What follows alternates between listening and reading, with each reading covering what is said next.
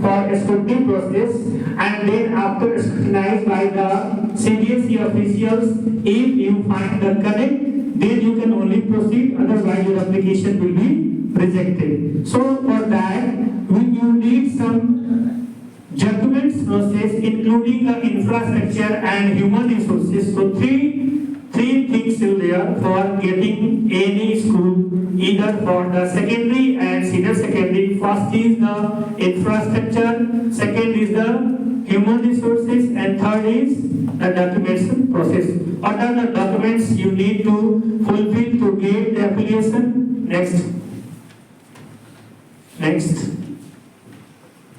So these are the points for evaluation of school affiliation. The first part is the mandatory compliance, and before applying you need to have on your own school website. On that website you need to link your all the necessary documents on the portal before applying for the scrutiny process, either the land certificate, the RD certificate, mandatory public disclosure column is there in land, building safety, health and hygienic, fire, and your trust, including RT paper for grade 8. So in documentation, the first part is the recognition under RTE Act.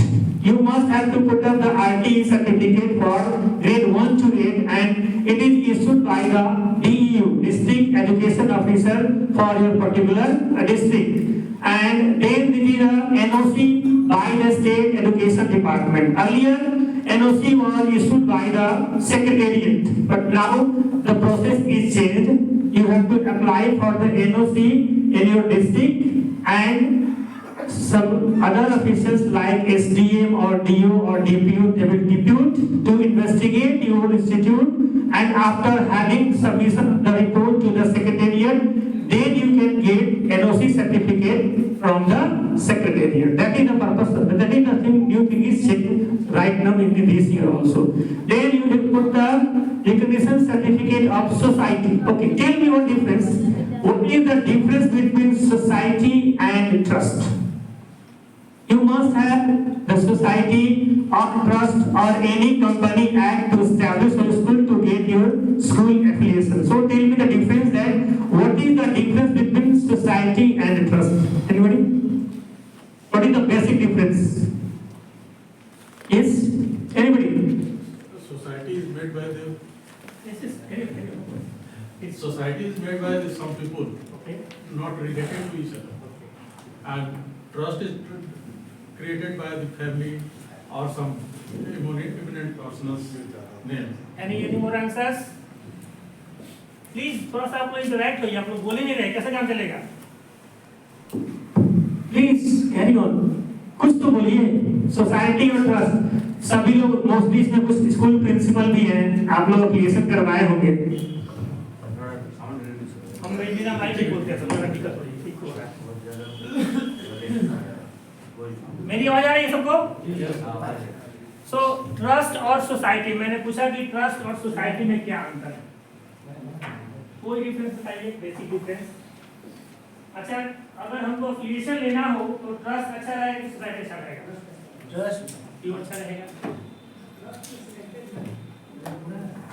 Society के पैसे ज़्यादा होते हैं। Any more answer sir? Society में working branches बहुत ज़्यादा होते हैं। In my view, trust is something legal and financial organization that pertains to, and society is a social construct. Any more points? Yes, very good answer. Any more points? Like one example is home society, when many people together living in one apartment, they form a society. It is a social construct. So the area of society is lesser than trust. Society जो बनती है वो कुछ लोगों के द्वारा बनाई होती है, जिसका एरिया होता है कम होता है, लेकिन ट्रस्ट का जो एस्टेब्लिशमेंट होता है वो ब्रॉड लेवल पे होता है। You can establish the group of institutions including the colleges, medical institutes and other part also, but if you have the society you are not allowed to have the maximum number of organization for society.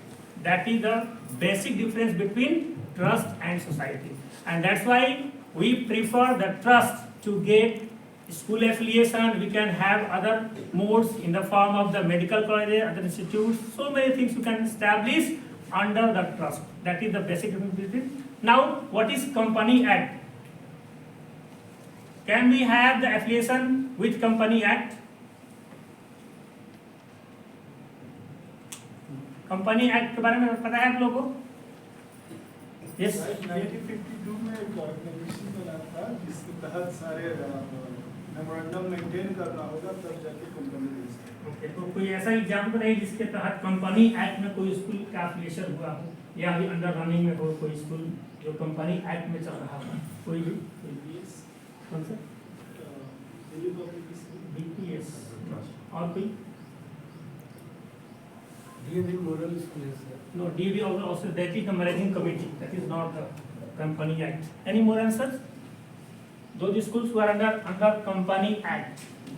Company act के तहत school नहीं चलता है sir बिल्कुल चलता है sir. Company act में है एक ही स्कूल है इंडिया में जो कंपनी एक्ट में।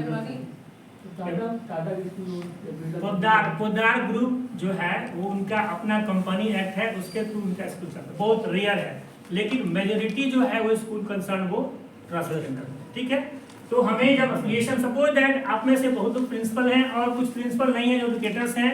भविष्य में कई मन किया कि भाई मैं भी अपना स्कूल खोल दूँ, तो स्कूल खोलने के बाद तो एफिलिएशन की जरूरत पड़ेगी ना, तो कॉलेज तैयार रहे कि हमें एफिलिएशन के लिए क्या क्या करना हो। ठीक है ना, तो सबसे पहला जो है मैंडेटरी कंप्लायंस, इसको बोलते हैं हम लोग मैंडेटरी पब्लिक डिस्क्लोजर। नोट कर लीजिए, आप अपने वेबसाइट पे जब आप अप्लाई करेंगे तो वेबसाइट पे एमपीडी का एक आइकन बनाएंगे, उस पे सारे डॉक्यूमेंट्स को अपलोड करना है। क्योंकि पहले क्या था कि लोग एक ही बार फी दे देते थे, अप्लाई करते थे, और किसी कारणवश अगर एफिलिएशन जो फाइल रिजेक्ट होती थी तो पैसा निकालने में बहुत मशक्कत करनी होती थी। इसलिए सीबीएसई ने 2021 में एक सरस 4.0 के थ्रू बोला कि नहीं, आपको 10,000 फी दे करके स्क्रूटनी प्रोसेस में जाना है।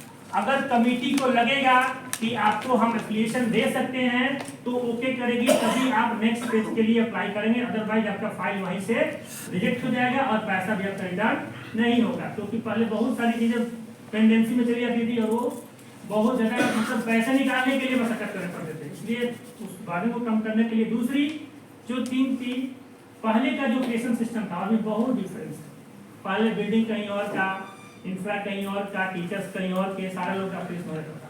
अब वैसा आप नहीं कर सकते। आपको जियो टैग लोकेशन का फोटो जो है वो चाहे वो लैब का हो चाहे लोकेशन का हो, हर चीज को आपको ऐड कर करके और उसमें अपलोड करना है, ताकि वहां से रिव्यू कमेटी देख करके जांच करेगी कि आपका सही है कि नहीं है।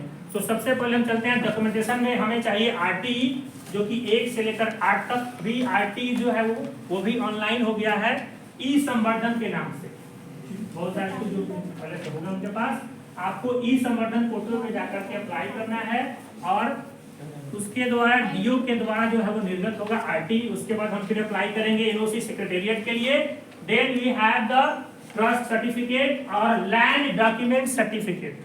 अब देखिए इसमें क्या हुआ, पिछली बार जो हुआ था, इसी बार 2023 में आप देखे होंगे सेक्शन इंक्रीज का प्रॉब्लम हुआ था ना, तो उसमें क्या कहा गया कि या तो आप 75,000 पे कीजिए और नहीं तो लैंड सर्टिफिकेट आप रिव्यू में नया बना करके अपलोड करेंगे। तो ये सारी समस्याएं पूरे इंडिया में थी, तो राजस्थान और पंजाब इन दो स्टेट ने अपोज कर दिया कि भाई अगर आप इस तरह का पेमेंट अगर मांगेंगे 75,000 का सेक्शन के लिए तो हम पे नहीं करेंगे, हमें एफिलिएशन नहीं चाहिए। तब तो वो जाकर के उन्होंने क्या किया कि पैसे को हटा दिया, लेकिन लैंड सर्टिफिकेट जो था उसको मैंडेटरी कर दिया। पहले लैंड सर्टिफिकेट जो होते थे वो 10 साल तक वैलिड होते थे, लेकिन अब क्या करना है आपको, जैसे आप हेल्थ और हाइजीनिक और फायर को हर साल अपडेट करते हैं, रिन्यूअल करते हैं, वैसे ही आपको लैंड सर्टिफिकेट को भी अपडेट करना है हर साल। और लैंड सर्टिफिकेट जो बनता है कौन बनाता है? यस, कौन है लैंड सर्टिफिकेट का? बोलिए, आप लोग बनवाए हैं सर, स्कूल लीडर को पता होगा तो कौन इशू करता है लैंड सर्टिफिकेट?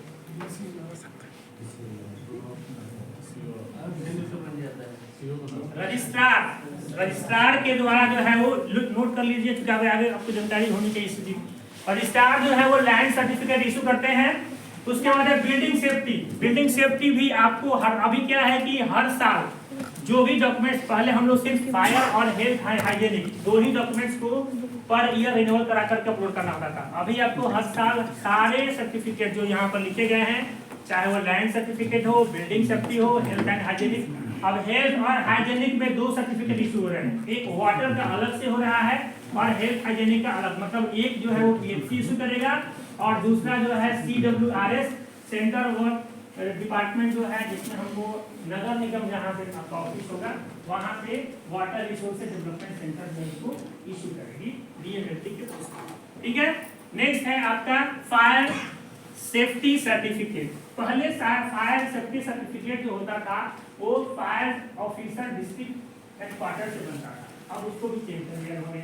आपको पहले अप्लाई करना होगा, फिर डिस्ट्रिक्ट की टीम आएगी, आपके स्कूल में इन्वेस्टिगेट करेगी कितने आपके पास फायर डिस्ट्रीब्यूशन है कि नहीं है, उसके बाद वो फिर रिपोर्ट भेजेगी और पटना मतलब हेडक्वार्टर जो हमारा पटना है वहाँ पर निदेशक अग्निशमन वह उसको फाइनल वेरिफिकेशन के बाद फायर सर्टिफिकेट इशू करेंगे, जिसके लिए 6,500 रुपए की चालान आपको पहले जमा करनी होगी, उसके बाद आपका फायर सर्टिफिकेट वहां से इशू होगा और वो भी 1 साल का ही वैलिड होता है। नेक्स्ट है safe drinking water and sanitation, जो बता दिया मैंने, इसमें 2 बनेंगे, एक बनेगा PHC के द्वारा और दूसरा बनेगा CWRS सेंटर के द्वारा। क्लियर? क्योंकि अभी मैं आप लोगों से 4 वर्क कराऊंगा कि आप suppose that you are going to apply for the affiliation, तो इन सारी चीजों को आप अच्छे से समझ लीजिए, नोट कर लीजिए और आपको यहाँ आकर के प्रेजेंटेशन देना है और हम डिसाइड करेंगे कि आपको एफिलिएशन दे या नहीं दे, पूरा उसका ट्रायल कराएंगे यहाँ पे, ठीक है ना। इसलिए जो 5 बता रहा हूँ उसको ध्यान से सुनिए और जरूरत पड़े तो नोट भी कर लें। तो पहला पार्ट हमारा क्लियर हो गया, मैंडेटरी कंप्लायंस।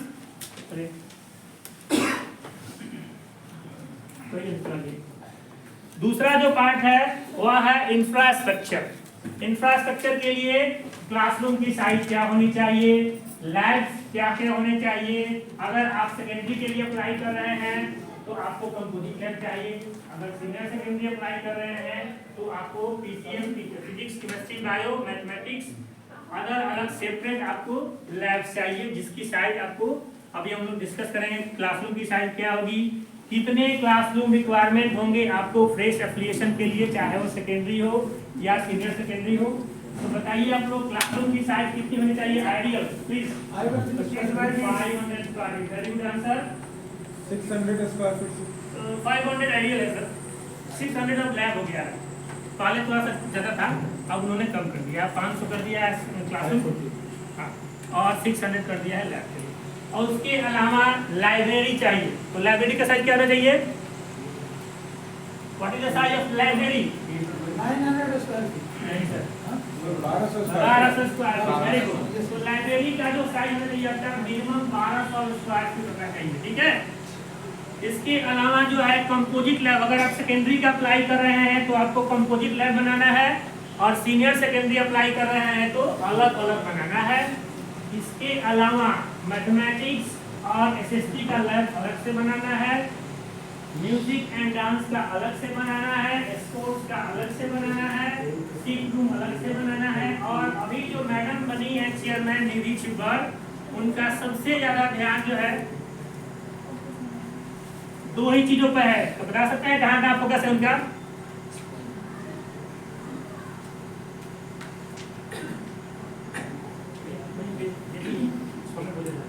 आप लोग चाय नहीं पसंद करेंगे क्योंकि समय ज्यादा हो गया, हमें सब करवा देते हैं।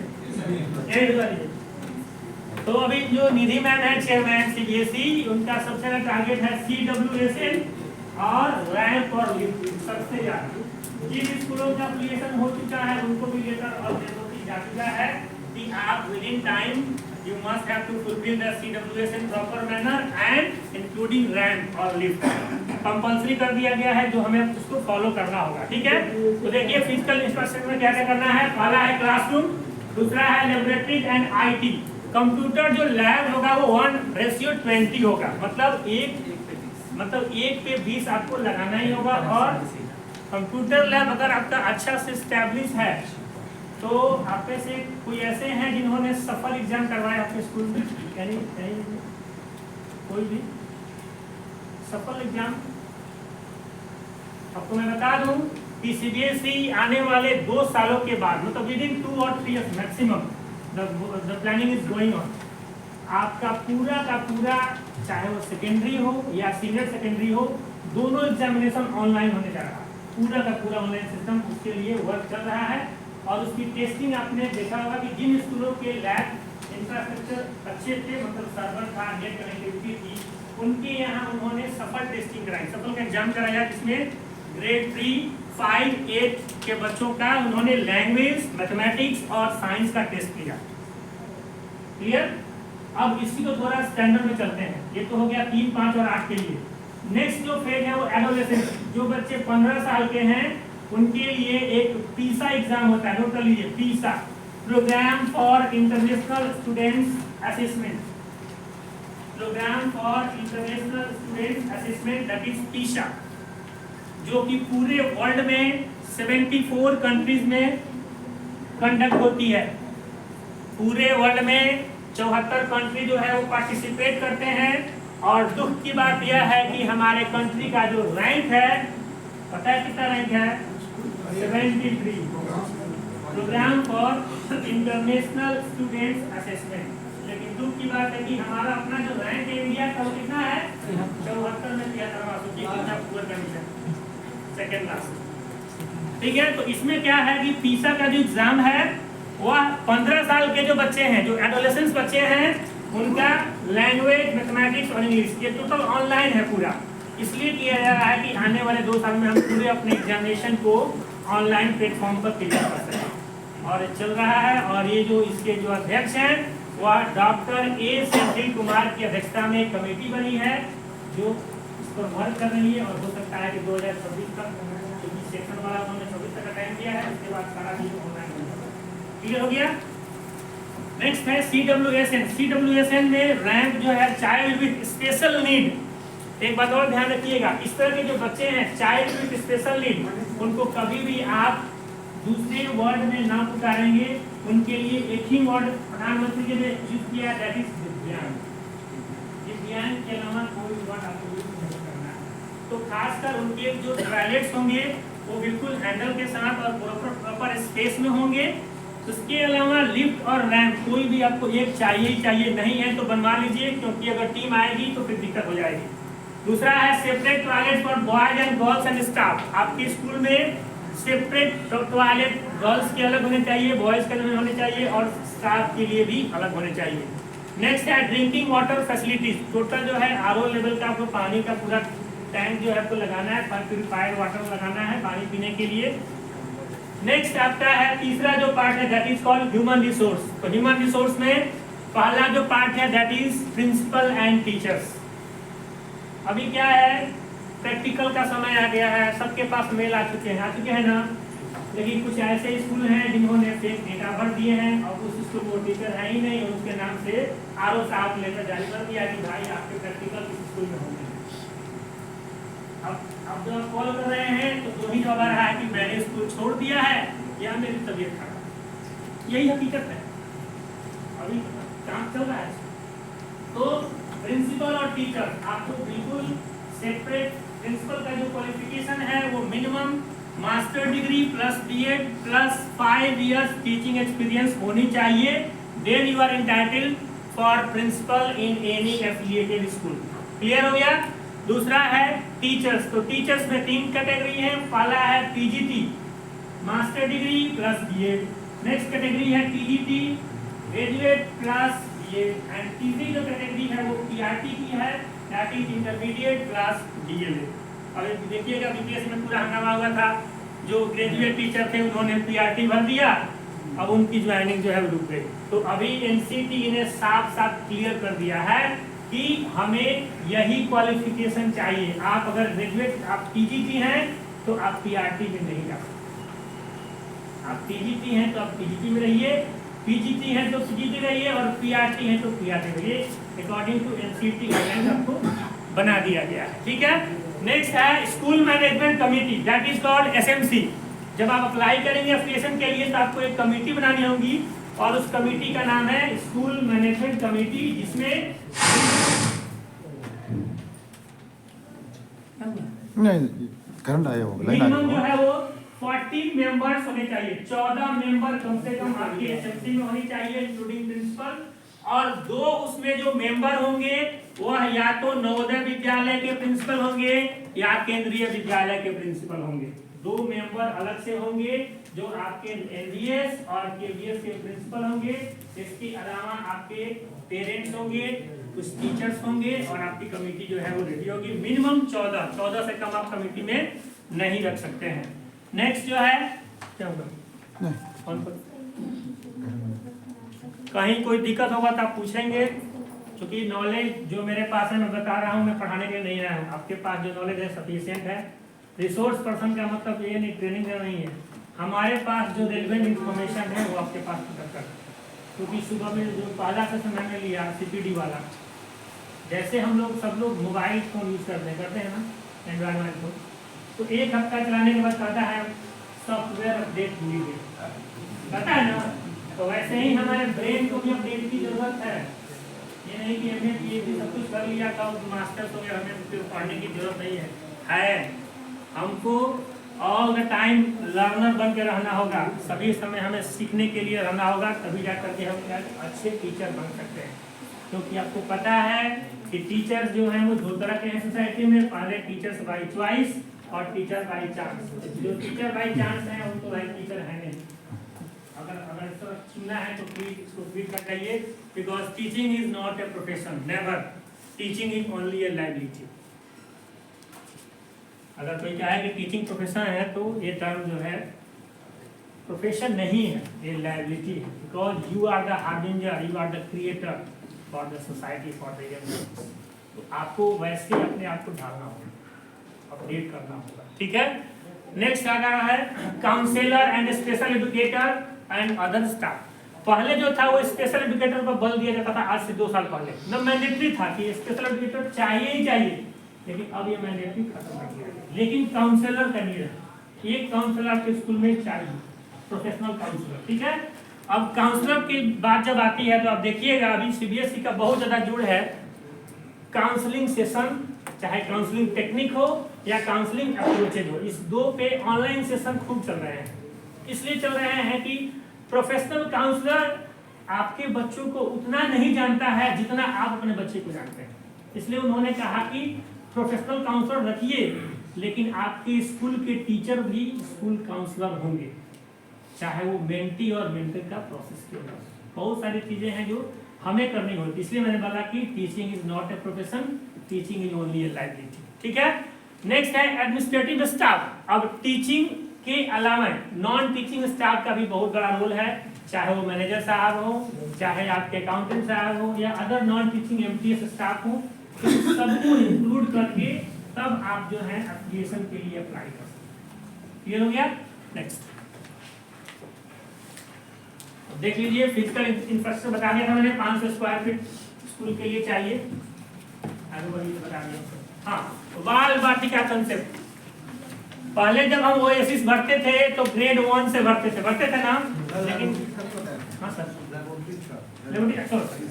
लैब जो है, लैब आपने बता दिया मैंने कि अगर आपको सेकेंडरी अप्लाई करना है तो आपको सिर्फ कंपोजिट लैब चाहिए, लेकिन अगर सीनियर सेकेंडरी अप्लाई कर रहे हैं तो आपको सेपरेट लैब चाहिए, जिसका मिनिमम जो साइज है मैंने बताया था 600 स्क्वायर फीट चाहिए कम से कम, ठीक है। 1200 लाइब्रेरी, 600 लैब और 500 क्लासरूम।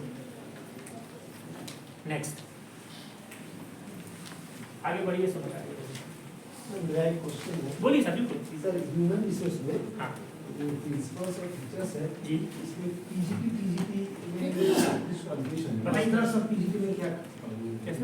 मास्टर्स और पीजीटी देखिए सर, डिफरेंस है। पीजीटी में देखिए, मास्टर में आपको एमए चाहे एमएससी हो, एमए हो, एमकॉम हो, प्लस बीएड हो, तब जाकर होता है वो पीजीटी। सर कोई मास्टर्स कर लिया और डीएलएड किया तो ये नहीं, टाइटल नहीं है, किसमें आएंगे? नहीं आएगा, फिर नीचे तो हटा ही दिया है, इसको एनसीईटी ने क्लियर कर दिया है कि आपको अगर डीएलएड है तो इंटरमीडिएट सफिशिएंट है पीआरटी के लिए। अगर आपको पीजीटी बनना है तो आपको मास्टर्स प्लस बीएड कंपलसरी है, चाहिए ही चाहिए। तो मास्टर डिग्री करने से मास्टर्स नहीं होंगे सर, बिल्कुल नहीं होंगे, एकदम इसको क्लियर कर लीजिए। Masters plus BEd graduate plus BEd and intermediate plus GEd, यही आपका क्राइटेरिया है। क्लियर हो गया सबको? सब तरीके हो गया। चलिए नेक्स्ट करिए, आगे करिए नेक्स्ट। चलिए आगे सबसे आगे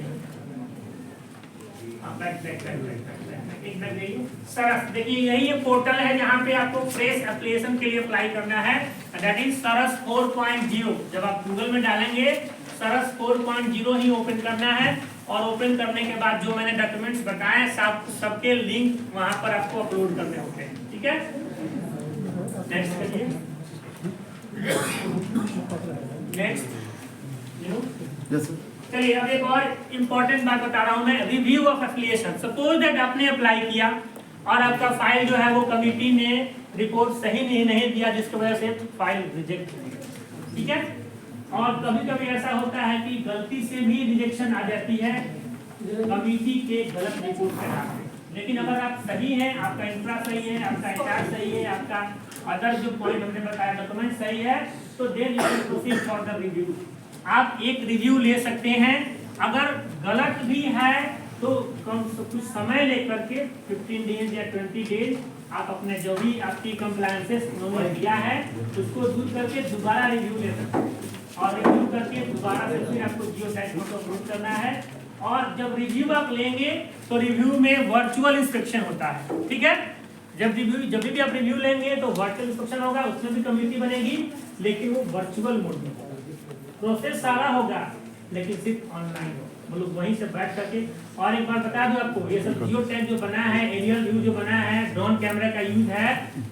जिस दिन आपका ऑनलाइन मतलब वर्चुअल इंस्पेक्शन होता है, ध्यान रखिएगा उस दिन 2 सीबीएसई के मेंबर तो डिप्यूट है आईटी कमेटी के में। इसके अलावा जो application unit CBSE headquarter Delhi का है, उसके 2 मेंबर ऑनलाइन मॉनिटरिंग वहीं से करते हैं, मतलब बिना आपके जानकारी के वो सारा चीज देखते होते हैं कि जो इंस्पेक्शन चल रहा है क्या रियल मोड में चल रहा है कि नहीं चल रहा है। एक्चुअल एक चीज को आंख बारीकी से तभी ये रिव्यू कमेटी बनाई गई कि अगर ओके है तो दे देना है, नहीं तो फिर रिजेक्ट कर देना, और रिजेक्ट हो गया मतलब आपका पैसा रुक जाएगा। एक इसमें आ गया है अभी सबसे बड़ा important स्क्वा, school quality assessment and assurance. कितने लोगों ने भर दिया अभी तक स्क्वा? प्रिंसिपल को पूछ रहा हूं सर मैं, स्कूल लीडर्स प्लीज बताइए कितने लोगों ने अपने भर दिया अभी तक स्क्वा? कोई नहीं, तो आपको भर दिया sir, thank you sir. School quality assessment assurance जिन लोगों ने नहीं भरा, अभी तो शायद पोर्टल बंद हो चुका है, खोलेगा तो नहीं खुलेगा। 30 तक लास्ट डेट था स्क्वा भरने का। स्क्वा जो है अगर सही से भरा जाए तो गेट से लेकर के, मैंने सार बता रहा हूँ क्योंकि स्क्वा का अलग पूरा टॉपिक ही है, उसका बताऊंगा तो बहुत समय लगेगा। स्क्वा जो है वो गेट से लेकर के और इंटायर कैंपस में एक एक्टिविटी का रिपोर्ट है, that is called school quality assessment and assurance, जिसको कि सीबीएसई ने मैंडेट किया था 30 दिसंबर तक फिल करने के लिए। इसमें क्या है कि 50 मेंटर्स चुने गए हैं स्क्वा के लिए, जिसको बोलते हैं मास्टर ट्रेनर, और सौभाग्य से उसका एक पार्ट मैं भी हूँ स्क्वा।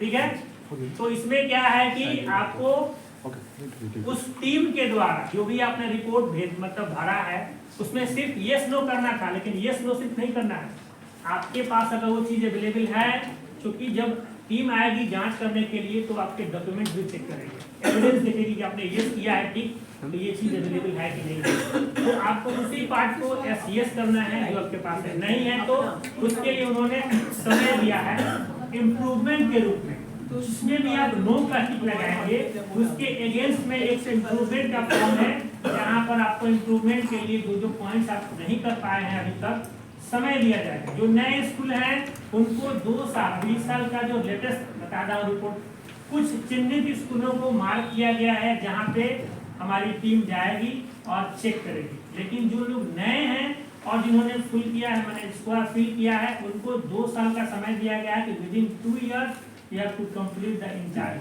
आपको टोटल 8 डोमेन्स हैं, 8 डोमेन्स में जो उनसे पूछा गया आपसे तो सारे को यस करके अगेंस्ट में आपको डॉक्यूमेंट्स पूछ करना है। जो नहीं किए हैं अभी क्लोज है, वेबसाइट बंद है, मे भी खुलेगा क्योंकि अभी 80% स्कूलों ने स्क्वाड नहीं भरा है और कितनों को तो स्क्वाड के बारे में पता भी नहीं है कि स्क्वाड है।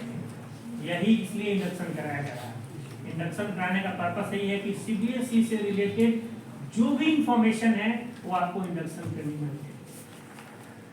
बहुत सारे ऐसे हमारे स्कूल लीडर ने ट्रेनिंग में हमें नहीं करना चाहिए, लेकिन मैं जो चीज कह रहा हूँ वो फैक्ट है सर। उनको अपने स्कूल का अपना ओएसिस आईडी और पासवर्ड नहीं पता। कहते हैं सर हमारा तो ऑपरेटर करता है। ऑपरेटर करता है ठीक है, लेकिन as a school leader, as a principal आपको जानना चाहिए। अब आप गए हैं इंडक्शन करने के लिए, हमने कहा कि सर अपना खोलिए पोर्टल, प्रिंसिपल साहब फोन कर रहे हैं, भाई तुम्हारा आईडी भेजो वहाँ से, पासवर्ड भेजो। ये हाल ये नहीं होना चाहिए। एज ए स्कूल लीडर हमें सबकी जानकारी होनी चाहिए। और इसी के साथ साथ पहले प्रिंसिपल का था, अब टीचर को कर दिया कि टीचर भी जाने जहाँ तक, क्योंकि क्या है कि जब स्क्वाड की जो टीम बनेगी, प्रिंसिपल के साथ 2 कोऑर्डिनेटर होंगे जो स्कूल के होंगे, उनको असिस्ट करेंगे पूरी फाइलिंग तैयार करने में। तो आप कब करेंगे? जब जानेंगे तो कैसे करेंगे? इसलिए ये इंडक्शन प्रोग्राम रखा गया है। और आप इसको बखूबी से जितना भी चाहे वो सीबीपी हो, जेनरिक हो, स्पेसिफिक हो, पीआरपी हो, इंडक्शन हो, पर्पस यही है अपडेट का। जैसे मोबाइल को हम अपडेट करते हैं वैसे हमें दिमाग को भी अपडेट करना है। इसलिए सीपीडी चाहे वो 50 आवर, ये क्या है मैंडेटरी नहीं, बांध दिया गया है। कम से कम आप उन चीज़ों पर फोकस करें। सर्टिफिकेट लेना मैंडेटरी नहीं है, आप कितना चीज़ 2 दिन में सीखते हैं ये मैं, और उन चीज़ों को जा करके अपने स्कूल में इम्प्लीमेंट करें, ये तीसरा चीज़।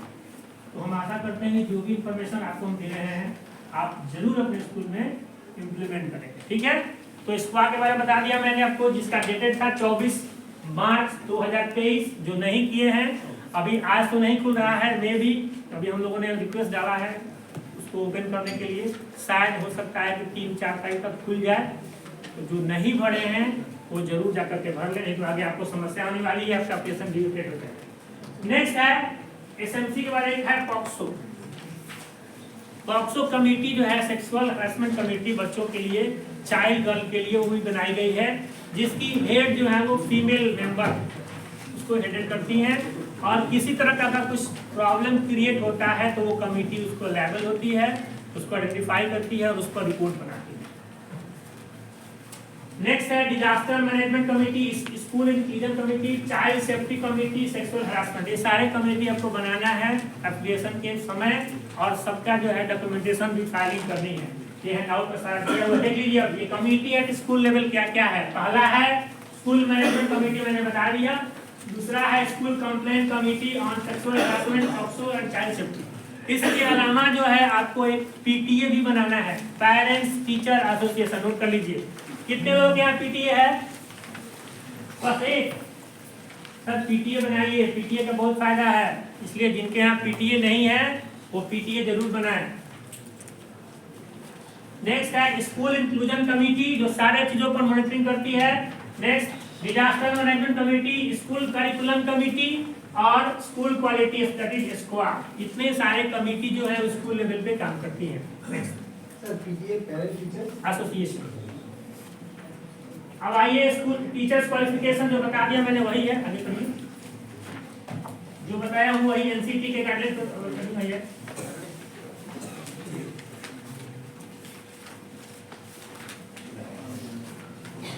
ये रहा आपका एप्लीकेशन सिस्टम, ठीक है ना। अब इसके ऊपर आपको एज ए टीम जो है पूरा का पूरा कैसे एप्लीकेशन हम लेंगे, जो चीज मैंने एक्सप्लेन किया वही आपको 4 पेपर आपको दिया जाएगा। आज नहीं कल के, पहले भी हम खत्म कर लें, फिर कल के वर्क के रूप में देंगे आपको बना करके एज ए टीम आकर के यहाँ पर प्रेजेंट करना है। फिर हम डिसाइड करेंगे कि आपने जो अप्लाई किया एप्लीकेशन के लिए। क्वेश्चन हमारे पास। बोलिए सर। अच्छा मान लीजिए पेरेंट टीचर बनता है, उसमें कितने अभिभावक ऐसे होते हैं जो रिजल्ट लेने के लिए नहीं आते हैं, बच्चों से संपर्क नहीं बनाते, बहुत बढ़िया क्वेश्चन, बहुत बढ़िया, बहुत। 100 बार प्रिंसिपल कॉल करते हैं फिर भी वो नहीं आते हैं, मैनेजमेंट कमेटी बनाती ही नहीं आते हैं। और अगर कहीं by the way teacher body touch कर दिया, किसी लड़के को मार दिया, पनिशमेंट दे दिया, तो 100 वो गार्जियन कंप्लेन करते हैं कि हमारे बच्चे को अपने क्यों मारा नहीं मारा। तो आप ये बताइए कि पेरेंट टीचर को कैसे बनाया जाएगा जब सर्टिफिकेट लेने के लिए तो नहीं आते हैं, रिजल्ट सुनने नहीं आते हैं, तो बाकी काम कैसे? बहुत बढ़िया सर, बैठिए, क्वेश्चन आपका बहुत अच्छा सर क्वेश्चन क्या है, और ये हकीकत में ये बिल्कुल ये जायज है।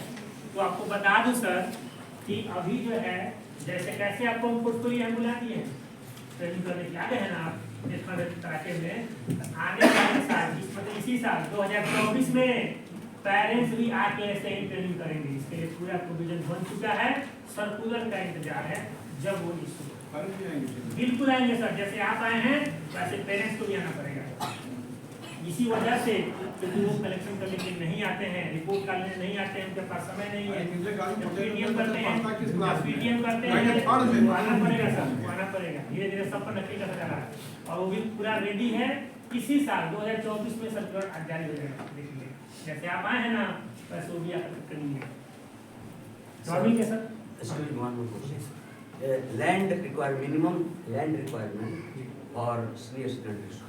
लैंड रिक्वायरमेंट जो है वह अगर आपका स्कूल रूरल एरिया में है, ठीक है, तो 2 एकड़ मिनिमम चाहिए, 2 एकड़। और अगर आपका अर्बन में है तो 1.5। सीनियर सेकेंडरी और सेकेंडरी दोनों के लिए सर, मतलब 1.5 अगर आपके पास अर्बन में है तो सीनियर सेकेंडरी भी आपको मिलेगा। अब मान लीजिए ये स्कूल जहाँ पर है वहाँ पूरा 2 एकड़ नहीं है और 500 मीटर की दूरी पर है, तो मान्य होगा? नहीं, अभी क्या है कि उन्होंने बिल्कुल मैंडेट कर दिया है, क्योंकि जब आपका ड्रोन कैमरा आएगा ना तो एरियल व्यू ऊपर जाएगा, तो बाउंड्री चाहिए ही चाहिए। पहले चीजें होती थी वही करा कि सर अफिलिएशन लेना धीरे धीरे बहुत टफ हो गया है। जो ले लिए हैं उनके पास इतना ना वर्क हो गया है कि वो परेशान है, पर डे कुछ नया सब करना है, चेंज आ रहा है, ये करना वो करना, अब करना पड़ेगा सर अगर आप इसमें बताना है तो। इसलिए आपका एक ही लैंड मतलब कैंपस के अंदर होना चाहिए, भले ही अलग अलग टुकड़ों में नाम हो अलग अलग, लेकिन उसको अब एक और चीज बताया देते हैं कि जो लैंड होगा वो किसी इंडिविजुअल व्यक्ति के नाम से नहीं होगा, अगर है भी तो उनको ट्रस्ट को स्कूल को लीज करना होगा। अगर आपके नाम से पर्सनल नाम से लोन लैंड है तो उस पर आप स्कूल नहीं खोल सकते। कितने साल का होगा? अब लीज जो है मैक्सिमम 33 ईयर्स हो गया है, पहले 99 था, अब मैक्सिमम उसका जो पीरियड है वो दैट इज 33 ईयर्स। चलिए, तो ये हमारा एफिलिएशन सिस्टम खत्म हो गया। हम लोग एमसीक्यू एक ही साथ करेंगे बाद में। Any questions in affiliation system? पूछिए सर, आप लोग पूछ नहीं रहे हैं एकदम। प्ले ग्राउंड लोग मतलब कंबाइंडली कर सकते हैं स्कूल प्ले ग्राउंड? नहीं, कैंपस में रख सकते हैं विद इन कैंपस बाउंड्री के अंदर। अगर कैंपस में अवेलेबल नहीं है आउटसाइड ऑफ स्कूल रख सकते हैं, लेकिन तो बिल्कुल पास नहीं, ज्यादा दूरी पर नहीं। लेकिन कोशिश करिए कि आपका नहीं सर एकदम सटे, बहुत ज्यादा कंडीशन नहीं है वो भी सर। मतलब देखिए ये डिपेंड कर रहा है, हालांकि वो लॉ बायलॉज में लिखा नहीं है, बायलॉज में कह रहा है कि नहीं विद इन कैंपस ही चाहिए, लेकिन कंसीडर कर दिया था क्योंकि बहुत ऐसा होता है खासकर अर्बन एरिया में उतना लैंड नहीं हो पाता है, उस जगह पे कंसिडरेशन किया जाता है। लेकिन अगर रूरल में मैंडेटरी है, आप बगल में रख सकते हैं लेकिन वो भी बाउंड्री के साथ रखते हैं। Any question sir? एफिलिएशन में किसी को कोई क्वेश्चन? चलिए तो हम सेशन 3 स्टार्ट कर रहे हैं सर। Next session